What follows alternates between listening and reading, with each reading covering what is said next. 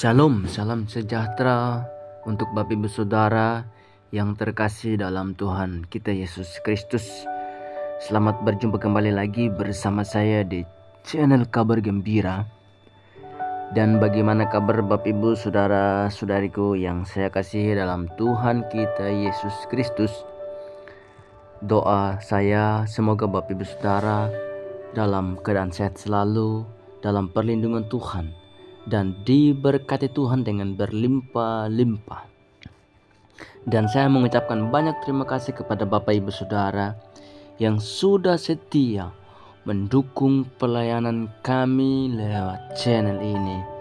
Dan jangan lupa untuk terus mendukung kami dengan like, komen, subscribe, serta share sebanyak-banyaknya kepada teman-teman Bapak Ibu Saudara agar melalui kesaksian lewat channel ini boleh iman mereka juga semakin kuat dan teguh dalam Tuhan kita Yesus Kristus.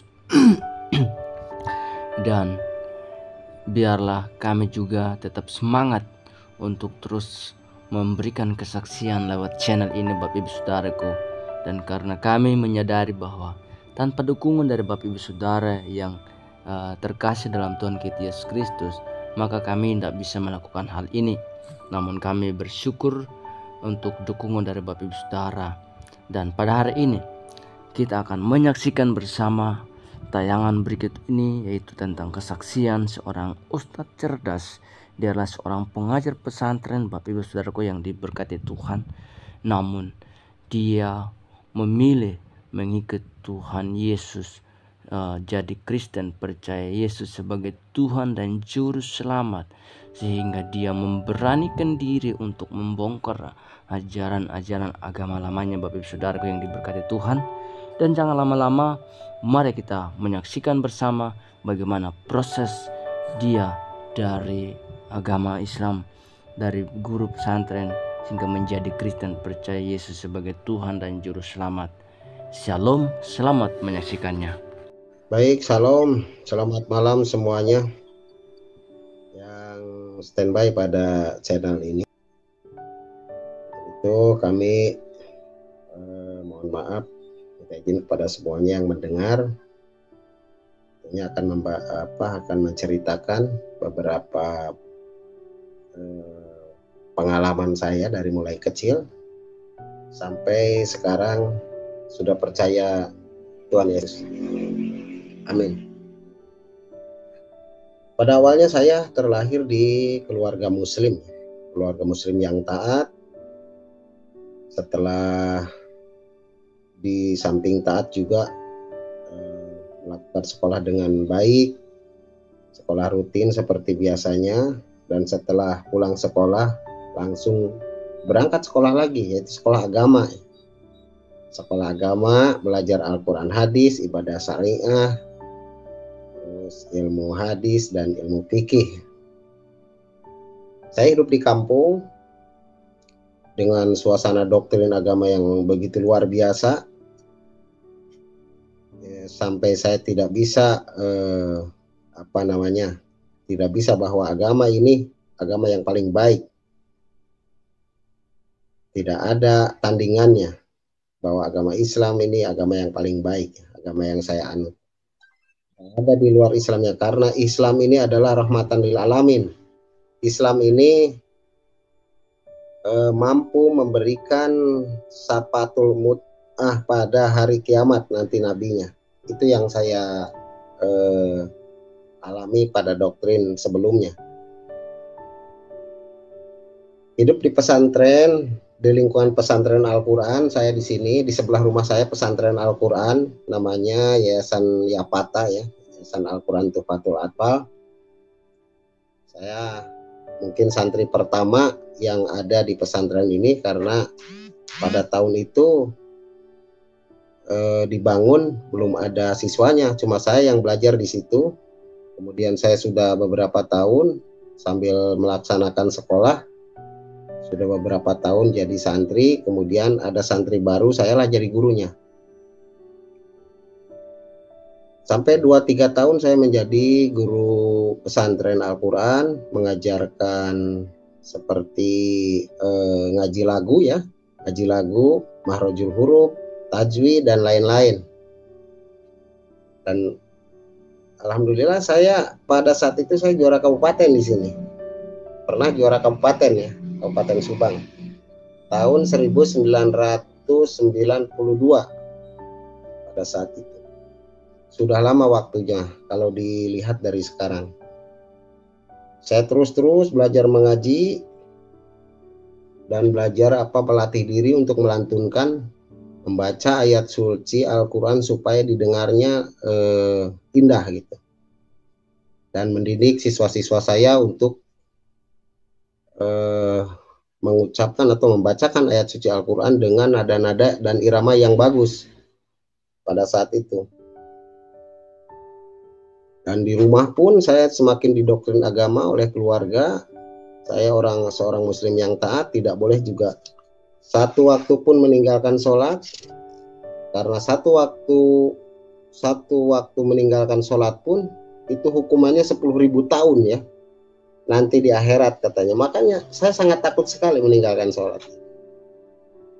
Tapi sudah jelas saya tidak menutup diri bahwa dengan sholat ini kadang-kadang saya bingung juga ya.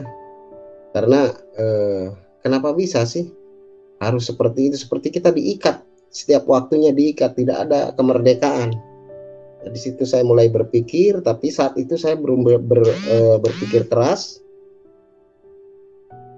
Kemudian saya tidak pernah meninggalkan sholat satu waktu pun.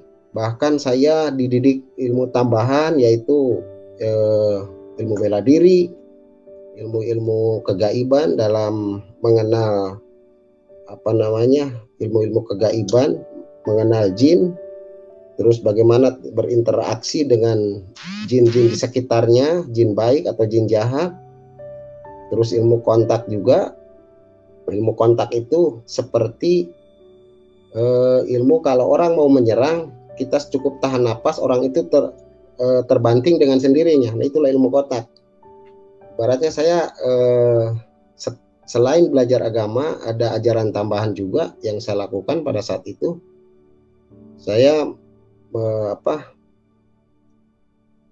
meraih ilmu itu, ilmu-ilmu yang tidak seperti orang lakukan, yaitu ilmu tidak mempan dibacok lah, ilmu tahan ditembak, terus ada silet pun saya makan, tidak masalah, tidak ada apa-apa.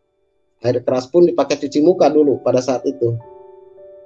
Jadi air keras atau benda-benda tajam tidak kena di badan saya.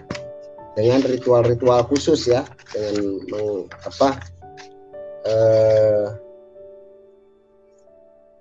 dengan melatar belakangi dari agama itu, bacaan-bacaan yang saya bacakan untuk mempelajari ilmu kegaiban itu dari Al-Quran, dan itu pun dari guru saya. Saya tidak mengerti apa-apa, kemudian saya sampai bisa pada saat itu, sampai lulus SMA, saya sama orang tua saya tidak diizinkan untuk bekerja dulu, karena orang tua saya pada saat itu memberitahukan, sebelum kamu bekerja, kamu pemantapan dulu. Makanya saya dipesantrenkan ke daerah Banten ya pada saat itu. Di daerah Banten, di Pandeglang pada saat itu.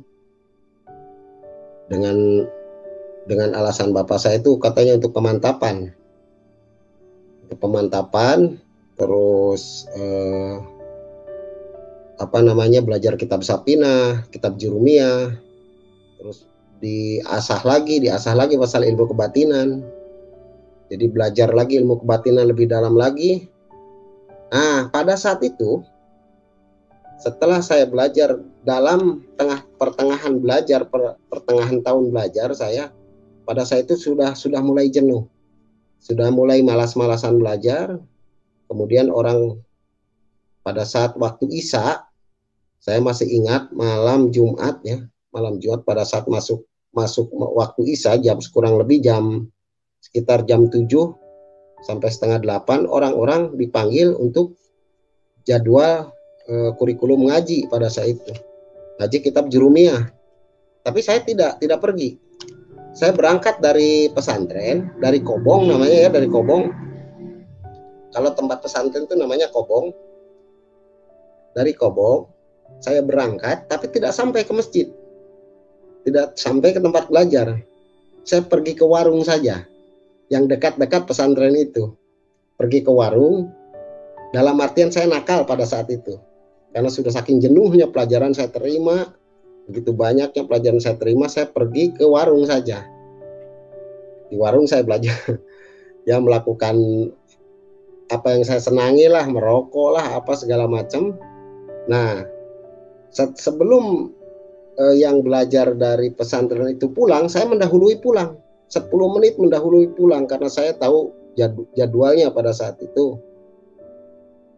Saya mendahului pulang, tiba-tiba di tengah jalan antara rumah dengan kebun di perjalanan itu saya didatangi.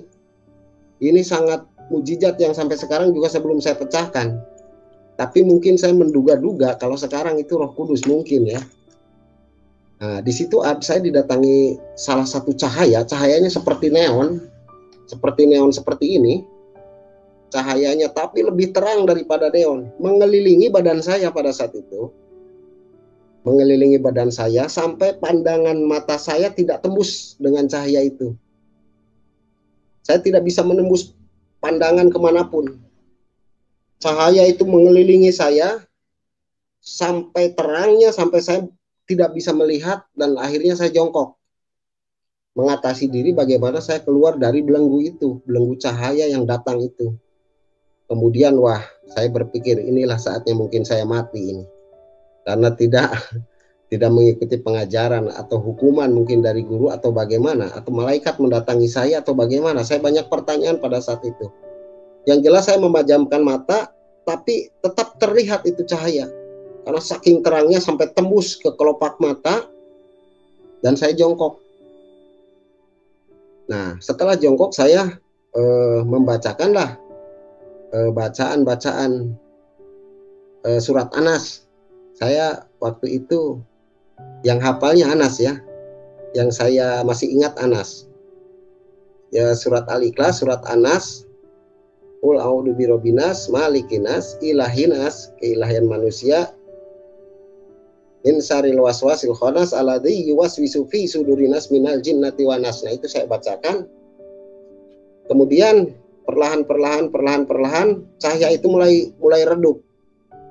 Kurang lebih ada 1 menit lah saya didatangi cahaya itu, dan 1 menit berikutnya cahaya itu meredup lagi, dan saya terbebaslah dari situ.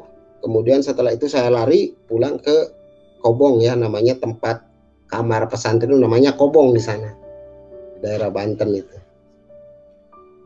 1,5 tahun saya belajar di sana. Setelah lulus SMA saya belajar 1,5 tahun. Saya tinggal di rumah, pulang lagi ke rumah, daerah Subang, dengan suasana yang panas, terus suasana di pesantren juga, di rumah juga, karena di sebelahnya pesantren juga. Akhirnya saya memutuskan mencari pekerjaan pada saat itu. Mencari pekerjaan, karena hidup ini kayaknya kalau terus agama terus juga saya butuh, karena sudah dewasa pada saat itu, sudah punya tanggung jawab untuk membekali diri dengan selain dengan ilmu juga dengan pendapatan, karena sudah mulai ada kebutuhan pada saat itu, ada kebutuhan. Nah, saya mulailah mendaftarkan diri kepada instansi kepemerintahan ya. Nah, alhamdulillah saya hanya sekali saja daftar, saya diterima. Sekali saja saya daftar langsung diterima, tidak ada kegagalan. Saya melewati beberapa tes, mungkin 12 kali tes. Pada saat itu saya lolos. Alhamdulillah saya lolos, terus saya berbakti mungkin kepada negara sampai sekarang. Itu dari pada saat itu. Setelah saya 25 tahun mengabdi di negara. Saya terakhir, kemudian tahun-tahun terakhir ke 25 tahun saya mengabdi, saya ditempatkan di bagian pemancar radio ya, di bagian pemancar radio. Namanya RETEK kalau bahasa tekniknya. RETEK. Tapi ini sudah yang terakhir kali. Tapi sebelumnya saya berdinas di daerah Makassar. Yang terakhir saya di sini di Bandung. Tapi pada saat saya di Makassar, keahlian saya melantunkan ayat-ayat suci Al-Quran itu saya pergunakan. Dan saya diuji, ditandingkan pada saat itu dalam saat pertandingan, namanya di Markas Komando Operasi 2.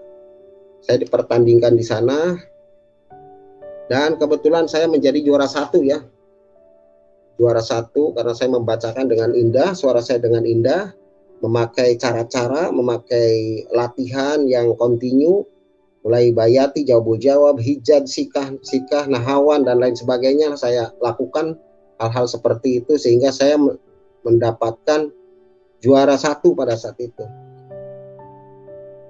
Dan saya setelah mendapatkan juara 1 kemudian dipertandingkan lagi di Jakarta ya, yang juara 1 di daerah dipertandingkan di Jakarta, kemudian saya mendapatkan juara lagi dan saya diberikan hadiah pada saat itu.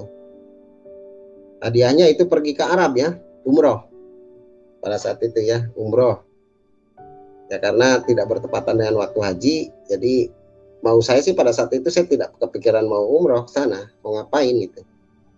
Umroh. Yang perlu pada saat itu saya kalau bisa diambil uangnya ya uangnya. Berpikir dulu itu begitu. Tapi berhubung tidak bisa diambil uangnya, ya saya laksanakan saja ikut umroh di sana. Pulang dari sana, kemudian saya pindah sekian tahun lamanya berdinas di sana.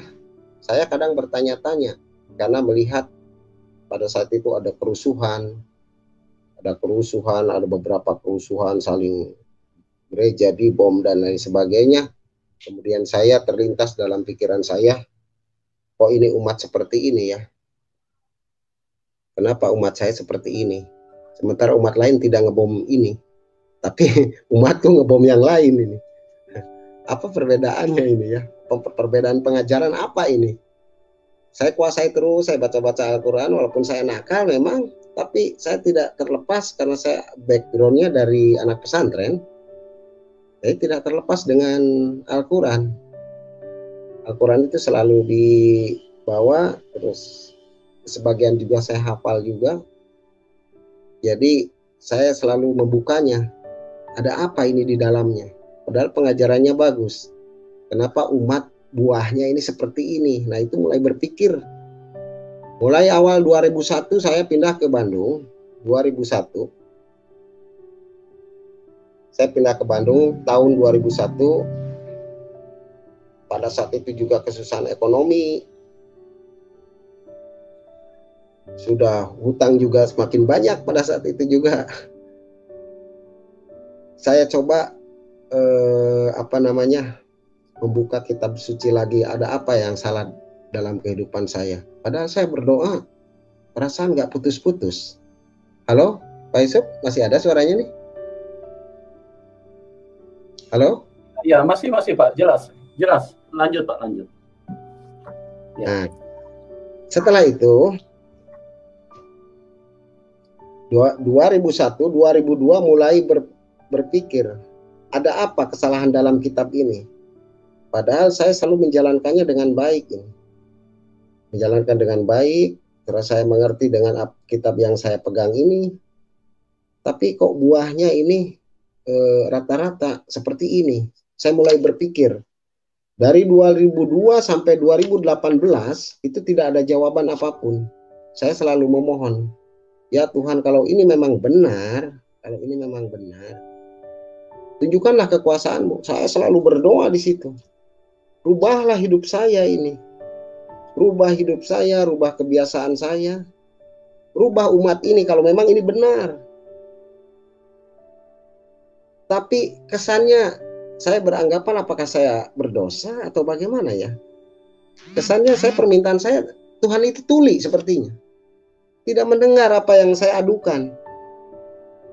Tidak mendengar apa yang saya sampaikan. Padahal begitu lama tahun. Dari mulai tahun 2002 saya berdoa, Tuhan berikan saya penerangan ini. Kenapa umat ini bisa jadi begini? Pada pelit juga, sudah pada pelit juga. Dilihat dari lapangannya juga, kejadian di lapangan juga, memang buahnya tidak bagus itu. Sementara umat yang lain saya lihat dengan mata sendiri. Umat yang lain tidak seperti umat saya. Nah, ini ada apa ini dengan ini? Saya mulai bertanya kepada Tuhan, tapi Tuhan itu tuli pada saat itu. Tidak tahu Tuhan tuli atau saya memang banyak dosanya ya. Saya kurang mengerti juga pada saat itu. Tapi yang jelas saya sudah sudah menjalankan apa yang diperintahkan Al-Quran itu. Tapi tetap saja Tuhan tidak bisa menjawab, tidak bisa mendengar. Ya, sehingga saya mengalami masa dinas di kepemerintahan itu 25 tahun sampai sekarang mungkin lebih ya. Saya di dinas terakhir 2018 itu di bagian pemancar radio. Jadi pemancar radio itu seperti BTS HP lah. Tapi ini hubungannya dengan radio voice. Radio data, radio voice, ya, bersangkut paut dengan jaringan komunikasi radio. Saya ditugaskan di situ, saya menekuni ilmu itu. Selain ilmu agama, saya tekuni juga ilmu namanya ilmu komunikasi dan elektronika. Saya tekuni, saya bisa membuat juga repeater, bisa membuat juga alat komunikasi. Bagaimana caranya saya bisa jauh berbicara ini tanpa ada video. Radio ini kekuatannya ini hanya 5 kilo, tapi bagaimana saya kembangkan bisa jadi 2-30 kilo. Saya bisa membuat seperti itu dengan pelajaran saya. Dan puji Tuhan saya di bagian radio itu saya disekolahkan oleh negara, pernah ke Australia. Ke Australia di Air Force Base, di sana disekolahkan dalam kurun waktu di sana beberapa bulan saja. Kemudian saya disekolahkan lagi ke Timur Tengah di sana, dan dalam kurun waktu tidak lama juga, hanya beberapa bulan saja. Kemudian saya kembalikan ke Indonesia, ke sini. Setelah itu, setelah saya menguasai ilmu elektronika dan komunikasi, saya ada salah satu hari pada saat itu saya diperintahkan oleh pimpinan untuk perbaikan alat komunikasi di daerah gunung pada saat itu. Nah, ini awal saya dikenalkannya oleh Tuhan, mengenali Yesus di sini. Saya diperintahkan oleh pimpinan ke daerah gunung. Pada saat itu saya pagi sudah mulai berangkat, berkemas-kemas, saya berseragam, kemudian saya pergi ke gunung sendirian. Setelah itu pekerjaan sudah selesai dan alat itu sudah baik kembali.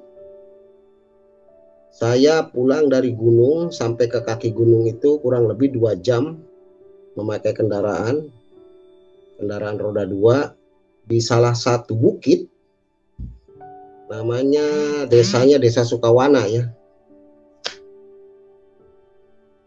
Di Desa Sukawana saya melihat sekitar setengah 6 maghrib ya, setelah 6 sore, saya masih ada di kaki gunung, melihat ada salah satu kerumunan.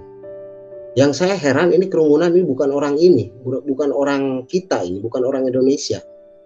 Saya sebagai petugas di situ langsung nyamperin ke situ. Saya menyamperin dan menanyakan ada acara apa di sini. Karena saya pada saat itu sebagai petugas menanyakan, ada acara apa Pak di sini. Tapi kebetulan itu orang-orang yang dikerumun di situ itu bukan orang Indonesia semua, rata-rata dari luar negeri itu. Contohnya ada yang dari Vietnam, ada yang dari Amerika, ada yang dari Afrika Selatan, ada yang dari Cina. Sepertinya banyak gabungan di situ. Seperti karena saya sebelum melakukan peneguran ke situ, menanyakan ada apa, saya melihat dulu, oh ini kelihatannya sepertinya lagi berdoa gitu. Dan saya ke situ menanyakan, kita lagi berdoa apa? Wah, kok orang Barat kok bisa bahasa Indonesia ya?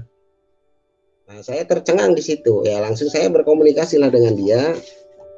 Kemudian saya diajak berdoa. Dan saya menerima diajak berdoa dan saya ikut berdoa di situ. Tapi kok ini doanya doa orang-orang Kristen ya kayaknya. Karena ada kata-kata puji Tuhan lah, ada kata-kata haleluya lah. Ini Kristen ini pasti.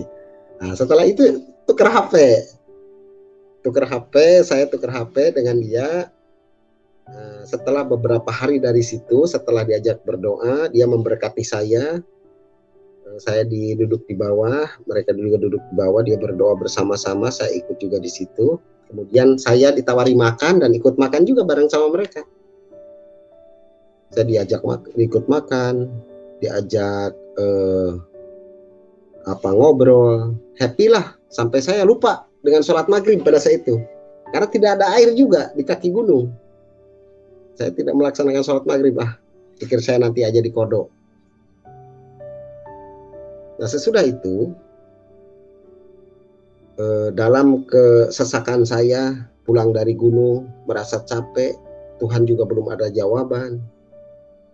Terus yang saya tanyakan juga, apa ini Tuhan ini? Saya malah dikenalkan dengan orang-orang seperti ini ya. Padahal Islam ini agama yang lebih baik, tapi sepertinya Tuhan tuli pada saat ini. Tidak ada jawaban. Padahal dulu saya pernah mengalami mujizat didatangi cahaya, apa ini? Saya sudah putus asa pada saat itu. Kehilangan jati diri saya sebagai orang yang beriman pada saat itu dalam agama saya. Karena saya berdoa selalu tidak ada jawaban,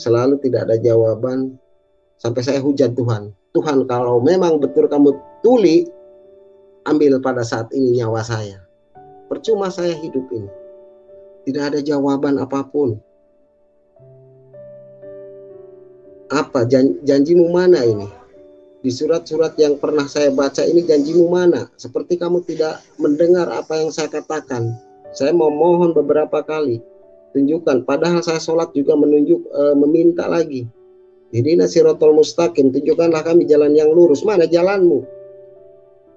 Saya tidak menemukannya. Kemudian saya setelah diajak berdoa pada saat itu, saya bubar dan mereka juga pulang, kita juga pulang. Tapi saya lebih duluan pulang. Tukeran nomor HP. Terus setelah itu saya bertemu kedua kalinya dengan mereka. Dan mereka juga membawa teman yang backgroundnya tadinya muslim juga, yang sekarang sudah percaya Tuhan.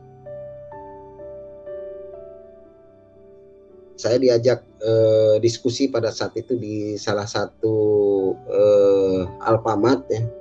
Di depannya suka ada kursi, saya langsung diajak ngobrol. Terus mereka melantunkan pertanyaannya seperti begini. Bapak percaya nggak Tuhan pernah turun ke bumi? Saya tidak menjawab pada saat itu. Terus apa maksudnya dengan pertanyaan ini?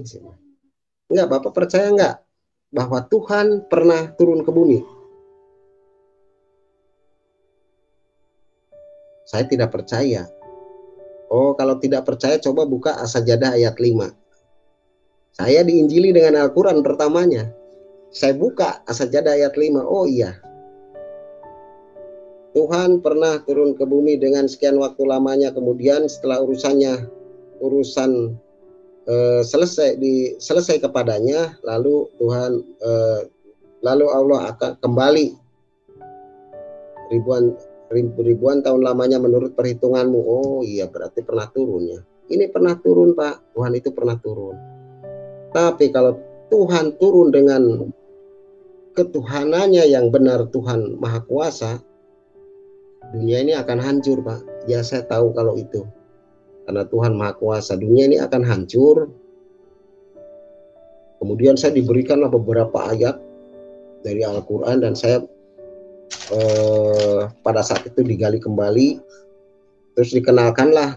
Mereka hebat karena mereka berangkat menginjil dari Al-Quran. Saya dikenalkan di WA dengan namanya Pak Ronald ya, temannya yang mengajari saya itu namanya Pak Ronald. Itu hebat sekali karena saya diinjili dengan Al-Quran. Kalau langsung dengan Injil mungkin saya langsung menolak itu. Dia mengenalkan bahwa Isa Al-Masih adalah orang yang dijanjikan, bukan Imam Mahdi yang lain, tapi inilah orangnya, katanya. Dia seorang nabi, seorang utusan Allah, dia firman Allah juga. Dia mengatakan selalu perkataan yang benar. Dia roh Allah juga. Dia sebagai tanda juga, dia hakim juga. Semuanya dia yang dibahas. Sampai saya tidak bisa sampai saya tidak bisa ngomong pada saat itu. Tapi saya tidak diam begitu saja, saya pelajari di Al-Quran, ternyata memang benar. Di surat Al-Imran ayat 45, dengan singkatnya saya percaya semua. Percaya bahwa Al-Masih adalah roh Allah, Al-Masih adalah kalimatullah, Al-Masih adalah firman Allah.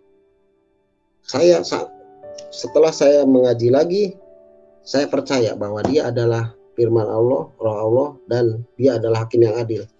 Karena semua ada di dalam Al-Quran. Dari mulai surat Al-Baqarah ayat 87, 253 ayat, surat 3 ayat 45, surat 3 ayat 45, terus surat 3 ayat 171, 172, surat 3 ayat 19, ayat 30, surat 4 ayat 157, surat 4 ayat 75, surat 19 ayat 34, dan banyak lagi saya hafal itu tentang Isa Al-Masih. Di situ saya mulai tergugah. Oh benar, ini kayaknya benar. Tapi yang saya bingung pada saat itu, bagaimana dengan sholat saya? Bagaimana dengan dengan umroh saya? Bagaimana dengan ibadah saya yang lain selama ini? Disitulah saya berkecamuk. 1 minggu saya mungkin memikirkan apa yang saya terima pengajaran dengan otak saya tidak sinkron. Mungkin saya bingung pada saat itu. Kebetulan kalau saya mengaku diri, jujur saya mengakui pada saat itu saya tidak sinkron.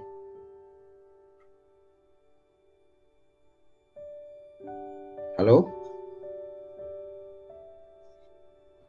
Iya Pak. Ya lanjut Pak. Ya gambarnya di sini berhenti soalnya. Putih.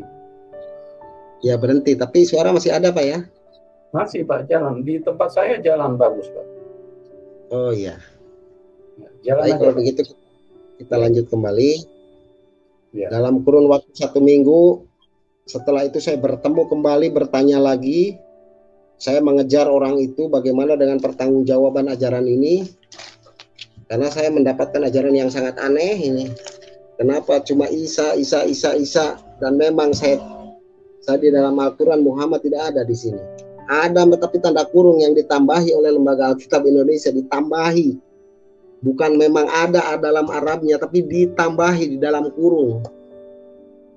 Tapi Isa, Bani Israel, atau tidak ada menceritakan Bani Kedar atau Bani Hasim atau Bani Sundanis atau Jawanis, nggak ada itu. Yang saya tahu itu Bani Israel aja yang diceritakan dalam Al-Quran. Itu surah 4 ayat 159, itu paling menerangkan sekali. Dia bahkan bisa menyembuhkan orang sakit. Surat 3 ayat 49 memberikan hidup. Surat 5 ayat 110 di Al-Quran, dia bisa membangkitkan orang mati. surat 3 ayat 55, tidak ada mungkin, semua para nabi tidak ada yang bisa membangkitkan orang mati. Jangankan ayam mati mungkin kalau saya pikir, jangankan orang mati, ayam mati mungkin tidak bisa. Kalau dia tidak diberikan roh Tuhan. Nah setelah itu saya belajar, dikirimlah beberapa ilmu kitab Injil ya. Berdasarkan yang sering Pak Kace bahas itu di surat 3, surat Ali Imran ayat 3 ya. Saya sudah tahu hafal sebetulnya itu. Bunyinya begini, nazala alaikal kitab bil haqqi musaddiqan lima baina yadayhi wa anzala taurata wa injil. Yang artinya saya turunkan kitab ini yang hakiki, yaitu kitab ini yang dibaca, dan membenarkan kitab-kitab sebelum, antara lain Taurat dan Injil. Kalau memang membenarkan, kenapa kita diharamkan untuk mempelajarinya? Nah, disitulah ada pertanyaan dalam otak saya, itu ada pertanyaan. Kalau memang benar, kenapa kita diharamkan? Ada apa ini dengan haram ini? Diharamkan untuk memegangnya saja kita sudah haram.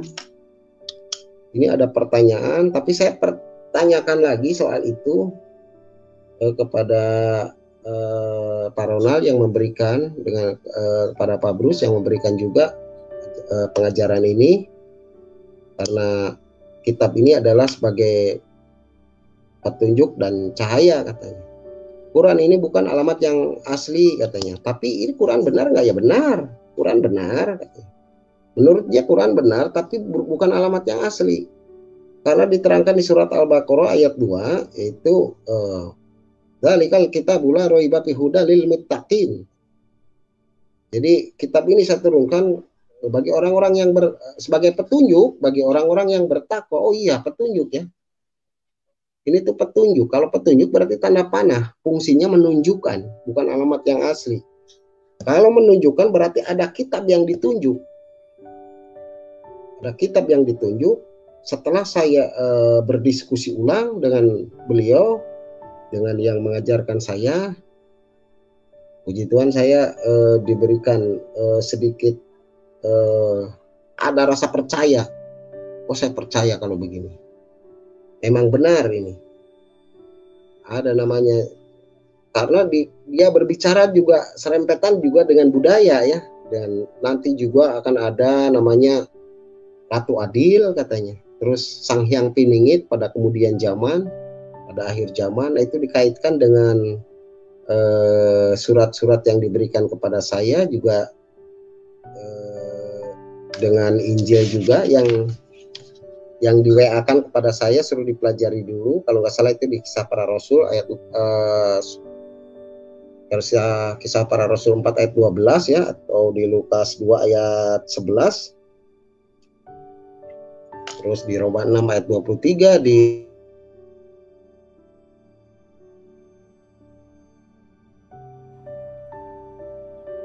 ayat 6, dan banyak-banyaklah ayat-ayat favorit ya yang dia berikan kepada saya. Kemudian saya percaya 2018, pada saat itu saya orang yang percaya pada saat itu.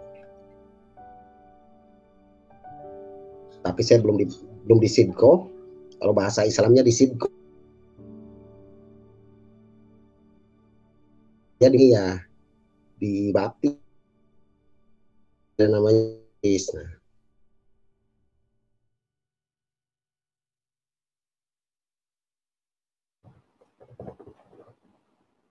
Ya, Pak Elia.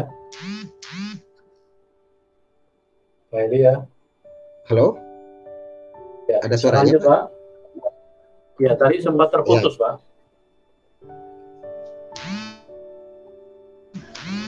Sempat terputus ya.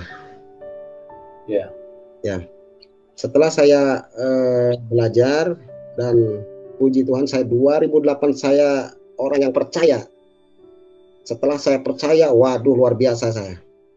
Mengenalkan kepada teman-teman saya, rekan-rekan saya dengan tidak putus asa pada saat itu 2018 mengenalkan. Walaupun saya juga masih banyak pertanyaan dalam otak saya.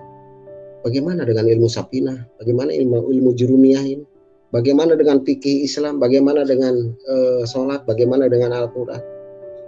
Saya tidak terpikirkan itulah 2018. Biarkan saja dulu, saya tinggalkan dulu. Coba dulu hal yang baru ini. Walaupun itu belum ada jawaban.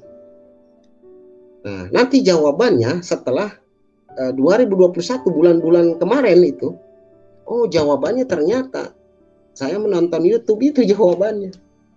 Oh ternyata kitab Safinah ini karangan manusia, bukan dari Tuhan. Saya bilang. Itu Pak Aceh, saya nonton di Pak Aceh ya, di waktu Pak Aceh ceramah itu saya kebetulan saja itu membuka. Saya tidak sengaja membuka, tapi kebetulan saja mendengar. Saya buka YouTube, kemudian mendengar itu. Kitab Safinah ini bukan dari Tuhan, tapi dari Syekh Nawawi Al-Bantani, dari Syekh Salim bin Samir, dari Hadramaut Yaman, imamnya Imam Syafi'i. Nih kitabnya katanya. Nah, disitulah saya mulai berpikir keras itu. Oh iya benar. Saya semakin percaya lagi sama Isa Al-Masih, Yesus Kristus. Saya semakin percaya lagi setelah itu. Nah, tapi itu kan meloncat ya ceritanya. Nah, cerita yang tadi itu setelah saya di 2018 awal dikenalkan oleh namanya Pak Bruce Walker, terus sama Pak Ronald dan rekan-rekannya, saya diberikan pengajaran. Cuma karena memang saya bingung pada saat itu bagaimana dengan kitab ini yang saya pelajari yang lalu. Kemudian jawabannya pada tahun ini. Nah, pada tahun itu saya memberikan pengetahuan saya mengenai Isa Al-Masih kepada rekan-rekan saya. Terus memberikan pengajaran keyakinan kepada, ya puji Tuhan saya banyak juga, walaupun saya masih bingung, tapi ada juga orang yang dimenangkan jiwanya oleh saya sampai sekarang ikut juga. Termasuk juga istri saya, termasuk juga rekan-rekan saya, ada beberapa orang ya ini. Walaupun saya pada saat itu masih ragu, bagaimana ini? Saya belum dengan back yang kuat, tapi saya sudah memberikan pengajaran terhadap orang lain dengan hal yang baru ini. Tapi puji Tuhan benar banyak sekali orang. Bukan hanya di situ, saya kan membangun stasiun komunikasi di Pemancar itu di rumah dengan tower yang cukup tinggi juga. Saya berdakwah di situ. Didengar mungkin oleh ribuan orang itu. Tapi ada saja yang ikut. Walaupun saya belum paham itu sebetulnya pengajaran, belum paham pada saat itu. Nah, mulailah di situ saya goyang. Karena keluarga saya mulai menghujat saya. Keluarga saya, kebetulan istri saya juga tidak sepaham pada saat itu. Dan sampai sekarang saya mengalami perpisahan. Dan saya meninggalkan beberapa anak di sana, 4 anak dan ikut 1. Dan setelah beberapa tahun sampai sekarang saya mengalami hal yang baru, diberikan pengganti oleh Tuhan juga. Walaupun dengan masih agama yang lama, tapi puji Tuhan yang sekarang sudah mengikuti apa yang saya ajarkan, mengikuti Isa Al-Masih, mengikuti Tuhan Yesus Kristus. Karena memang terus terang tidak ada jalan lagi. Kita mau pilih kemana? Ada ayatnya, boleh Pak saya bacakan ayat nih? Boleh Pak, boleh. Haleluya. Nah, ayat ini tidak ada pilihan. Saya bilang, tidak ada ayat pilihan. Fil badi kanal kalimah wa kalimatu kana indallah wa kana kalimatullah. Itulah ayat saya. Itu bukan Al-Quran Pak. Yang artinya seperti begini. Pada mulanya adalah firman. Firman bersama-sama Allah dan firman itu adalah Allah. Tidak ada pilihan. Sudah hanya itu. Tidak ada yang lain lagi. Mau milih kemana lagi?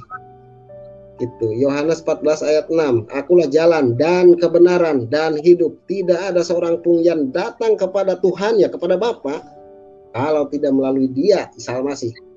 Kalau tidak melalui Yesus Kristus, tidak ada lagi jalan. Kalau bisa saja mungkin saya memberikan penerangan sampai seperti itu. Bisa saja mungkinnya sebenarnya. Tidak ada seorang pun yang datang kepada Bapa kalau tidak melalui aku. Dalam ayat pertamanya, akulah jalan dan kebenaran dan hidup. Bisa saja nabi lain seperti itu juga. Oke lah, nabi lain seperti itu juga. Tapi di kata-kata sambungannya tidak ada seorang pun. Nah, kalau sudah ada tidak ada seorang pun, mau siapapun berarti pada saat itu. Mau siapapun tidak ada lagi. Keputusannya hanya sampai di situ. Tidak ada siapapun yang datang kepada Bapa. Nah, itu yang menguatkan, sangat menguatkan saya, itulah ayatnya. Amin. Terus di Kisah Para Rasul 4 ayat 12 ya. Dan keselamatan tidak ada di dalam siapapun juga selain di dalam Dia, sebab di bawah kolong langit ini. Waduh, kalau sudah di bawah kolong langit mau siapa lagi, saya bilang ini. Mungkin ini sudah penutup sekali ini. Sudah kuat sekali. Kunci udah gembok 2 kali ini. Sesudah tidak bisa bergerak saya. Akhirnya menyerah saya. Oke lah, saya tinggalkan keustadan saya, ketakwaan saya pada iman yang lama saya tinggalkan. Puji Tuhan, saya mengikuti jalan kebenaran dan saya mendapatkan kehidupan layak di kemudian. Ada harapan lagi, ada jawaban ternyata dari 2012 sampai sekarang, 2002 sampai 2018 dan sampai sekarang, dan dicerahkan lagi, dibantu oleh keyakinan saya, poolnya oleh Pak Kace, mungkinnya di YouTube. Saya juga tidak sengaja itu, Pak, tidak sengaja saya membuka itu.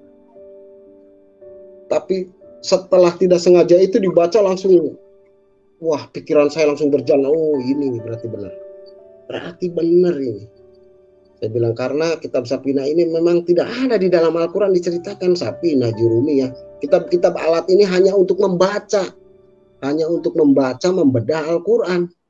Sementara Al-Quran tidak berkata, banyaknya banyak. Isa Al-Masih situ berkata. Mungkin namanya beda tapi pelakunya ya itu juga. Cuma kadang-kadang di Al-Quran ada plesetan sejarah di situ. Yang saya aneh setelah saya membaca Alkitab, ada plesetan sejarah. Nah, itu saya tanyakan kembali kepada Mr. Bruce, dan saya sering ke rumahnya menanyakan dan diberikan penerangan. Kemudian saya mencari pada saat itu, ini yang berkata ini dulu itu kitab kuning itu mana ya channelnya, dicari lagi. Ternyata dapatnya di channel ini. Haleluya. Ternyata di sini dapatnya. Oh, ada ini orangnya sih ini.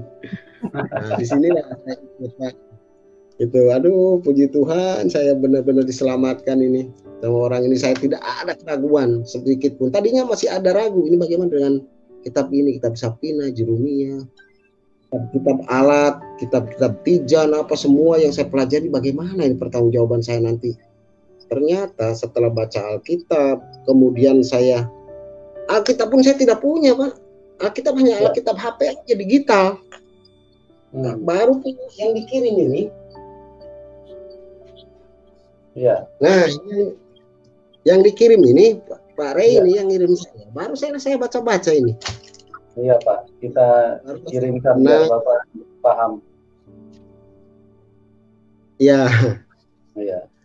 Ya, saya bercerai mungkin dengan yang lama karena tetap saya memutuskan Isa Al-Masih. Saya pada saat itu memang sedih ya. Sedih meninggalkan 5 orang anak, kebetulan ikut 1 sekarang. Saya sangat sedih. Dan memang ini harga yang harus mungkin saya bayar pada saat ini, karena saya yakin, percaya tidak ada masalah bagi saya. Mungkin nanti Tuhan akan mengganti. Ternyata tidak lama kemudian digantikan juga. Haleluya.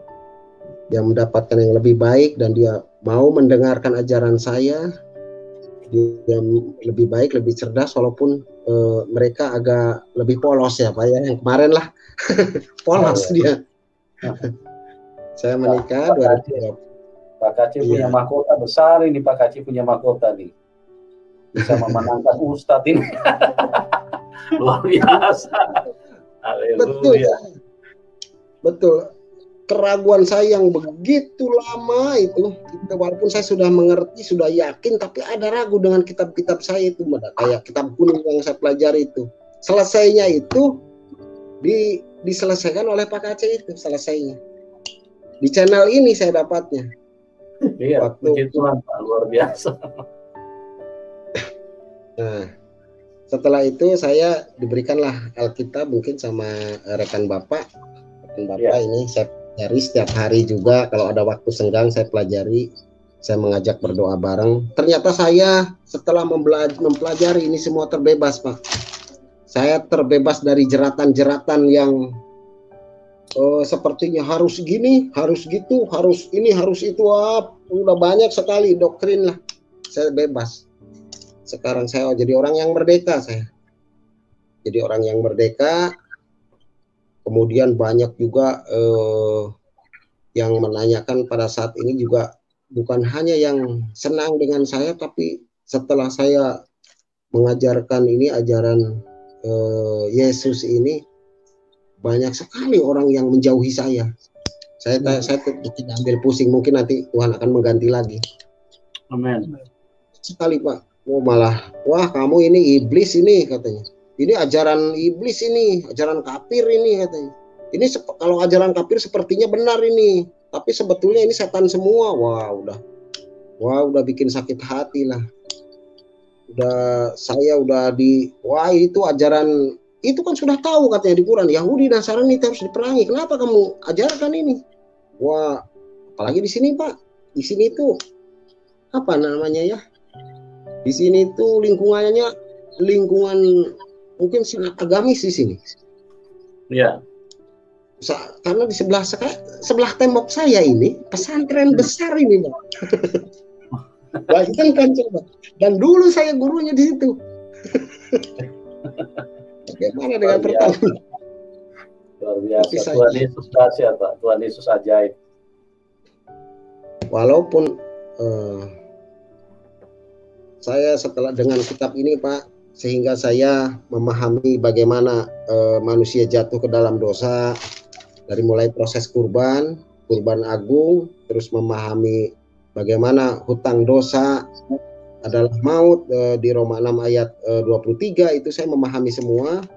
Karena kenapa Ismail itu meminta sejarah awalnya kan Ibrahim itu bermimpi dan untuk menyembelih Ismail, walaupun tidak dikatakan memang dalam Al-Quran Ismail tidak dikatakan. Awalnya memang menceritakan Ishak.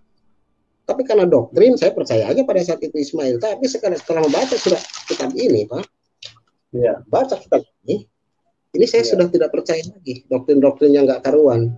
Yang jelas saya berdasarkan ayat. Berdasarkan ayat, karena walau bagaimanapun akademis yang menentukan, karena ini bapak-bapak gereja mungkin ini yang bukan orang-orang sembarangan ini. Tulis di sini, sehingga saya harus mengimani, dan memang tidak ada kejanggalan.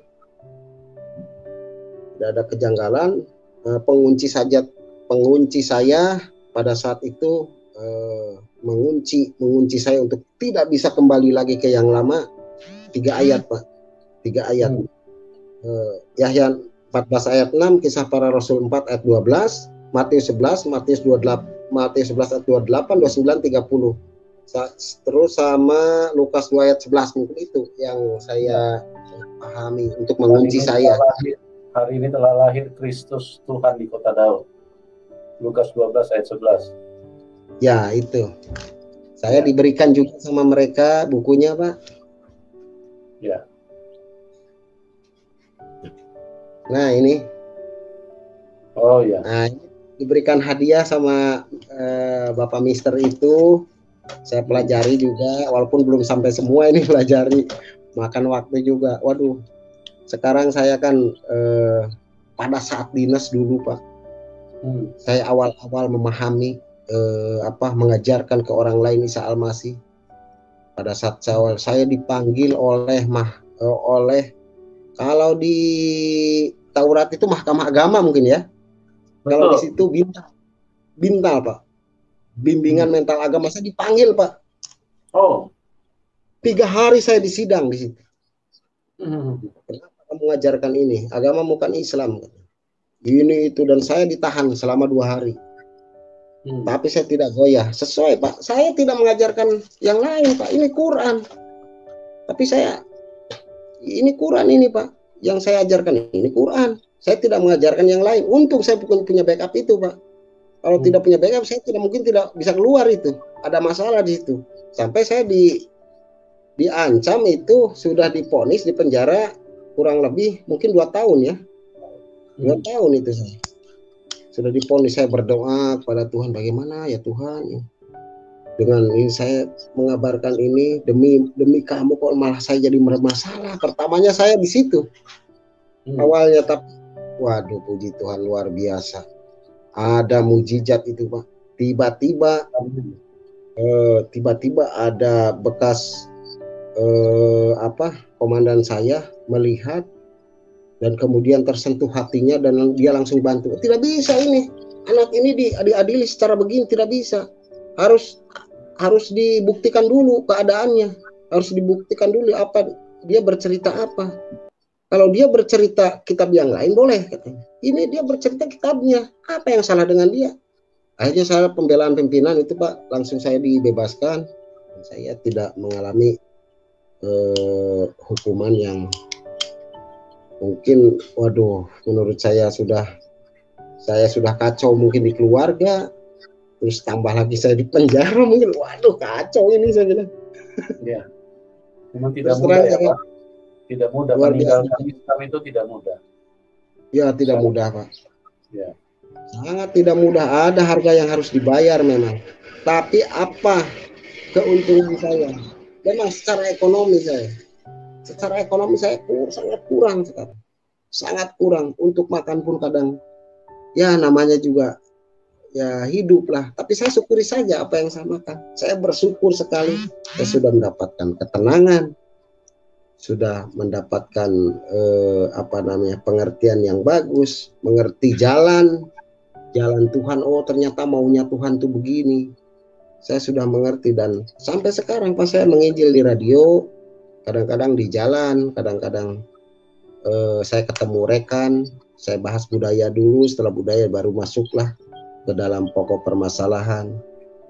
Kadang-kadang saya mengikuti alur ceritanya dia dulu, baru saya sedikit-sedikit gitu. Dan banyak juga jiwa-jiwa yang ikut kepada saya.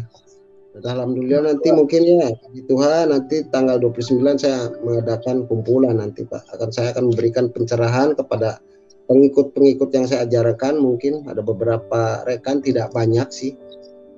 Tapi puji Tuhan memberkati. Nanti akan kumpul semua. Semoga nanti tanggal 28 akan saya berikan penerangan sambil makan-makan Pak, santai. Oh, haleluya, haleluya. Ya. Nah, yang mungkin yang saya belum begitu paham itu, mungkin kalau proses kurban, memahami hutang dosa, terus dan sekarang mungkin kalau di radio saya itu banyak sudah membangun komunitas ini, kurang lebih sudah 200 orang mungkin pengikut saya Pak, dari berbagai macam kalangan. Kalau butuh pembekalan Pak, kami bersedia kok Pak untuk ini, untuk membekali supaya mereka ini dikuatkan dan mereka semakin diteguhkan dengan apa yang Bapak sampaikan gitu. Iya, mudah-mudahan Pak, karena saya kalau saya menginjil, saya buka dulu pakaian dinas saya, pakai pakaian biasa saja, menghampiri mereka. Saya dulunya yang mungkin waktu saya di Timur ya, saya main tembak dulu itu. Pokoknya tidak ada yang lain yang di depan saya musuh ya saya tembak. Urusan belakangan, urusan orang lain mati ya itu bukan urusan saya. Yang jelas saya sesuai dengan perintah dulu seperti itu. Tapi sekarang saya harus memperbaiki diri dengan kasih. Saya harus memperbaiki diri dengan bagaimana Tuhan memaafkan saya kalau saya tidak memaafkan orang lain.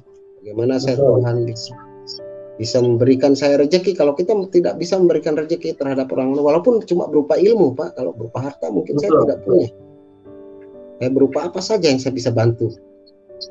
Saya lumayan banyak pengikut menurut saya. Haleluya, haleluya. Puji Tuhan Bapak Ibu Saudaraku yang diberkati Tuhan. Terima kasih sudah menyaksikan Kesaksian ini bagaimana seorang ustadz cerdas Bapak Ibu Saudaraku yang diberkati Tuhan.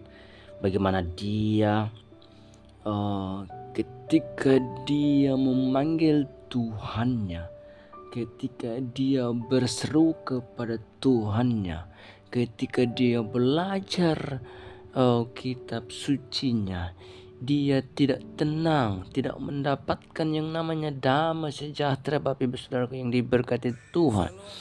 Dia Tuhannya dia tidak mendengarkan, Tuhannya dia tidak bisa bicara, Tuhannya dia tidak bisa mendengarkan apa yang dia sampaikan Bapak Ibu Saudaraku. Bahkan Tuhannya tidak bisa berbicara sama sekali Bapak Ibu Saudaraku yang diberkati Tuhan. Itu sebabnya seorang ustadz cerdas, seorang pengajar pesantren, dan dia lagi punya suara yang merdu ketika membaca kitab suci. Dan dia adalah seorang ustadz yang dapat beberapa kali juara 1 waktu dia masih kecil Bapak Ibu Saudaraku yang diberkati Tuhan.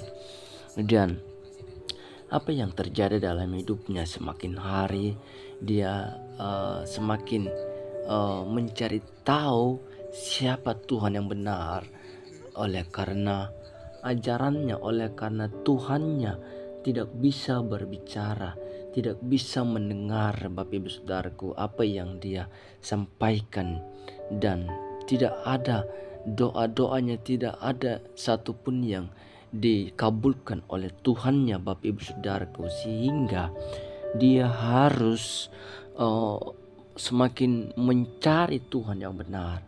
Dan akhirnya dia menemukan Tuhan Yesus, satu-satunya Tuhan dan Juru Selamat di dalam kitab Injil. Sehingga sampai saat ini dia adalah dipakai Tuhan untuk menjadi pelayan, untuk menjadi alatnya Tuhan Yesus dalam menyampaikan kabar baik kepada saudara-saudara yang belum mengenal siapa itu Tuhan Yesus yang sebenarnya Bapak Ibu Saudaraku yang diberkati Tuhan. Dan itulah Tuhan, biar bagaimanapun di agama lamanya, biar bagaimanapun dia didoktrin, dia dituntut untuk menuruti saja apa yang dilakukan dalam ajaran agamanya, itu sholat 5 waktu, belajar kitab sucinya dan ikut pengajian, namun tidak pernah mendapatkan namanya damai sejahtera Bapak Ibu Saudaraku. Sehingga si ustadz ini dia memilih ikut Tuhan Yesus karena Tuhan Yesuslah satu-satunya yang dapat menyelamatkan dia dari dosa Bapak Ibu Saudaraku. Dan mungkin sampai di sini tayangan kami Bapak Ibu Saudaraku, dan sampai ketemu di video berikutnya. Dan jangan lupa untuk terus mendukung kami dengan like, komen, subscribe, dan tolong juga doakan agar semakin hari semakin banyak orang yang datang kepada Kristus.